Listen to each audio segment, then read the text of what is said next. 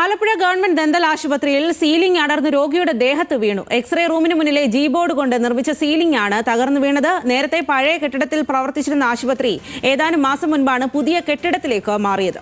മനീഷ് ഏഷ മാത്യു ആണ് വിവരങ്ങളുമായി ചേരുന്നത്. മനീഷ്, എങ്ങനെയാണ് അപകടമുണ്ടായത്? ഇപ്പോൾ ആർക്കെങ്കിലും ഏതെങ്കിലും തരത്തിൽ പരിക്കേറ്റിട്ടുണ്ടോ?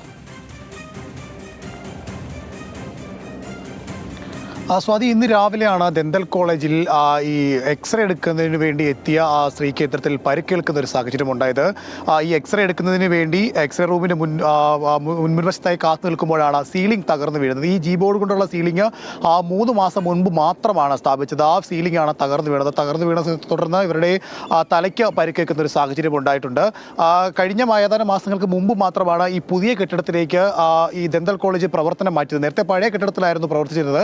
അവിടെ നിന്ന് ഏതാനും മാസങ്ങൾക്ക് മുമ്പ് മാത്രമാണ് പുതിയ സ്ഥലത്തേക്ക് ഈ സ്ഥലം മാറുന്നതും അതിനുശേഷമാണ് ഈ സീലിംഗ് അടക്കം സ്ഥാപിക്കുകയൊക്കെ ചെയ്യുന്നത്. പക്ഷേ അപ്പോഴും 3 മാസം മുമ്പ് മാത്രം പഴക്കമുള്ള ഈ സീലിംഗ് തകർന്നു വീണത് എങ്ങനെയെന്നുള്ളതാണ് ഇപ്പോൾ ആശങ്ക നിലനിൽക്കുന്നത്. എന്തായാലും ഇതുമായി സംബന്ധിച്ച് അന്വേഷണം നടക്കുമെന്നുള്ളതാണ് അറിയാൻ കഴിയുന്നത്. സ്വാതി. ശരി മനീഷ്.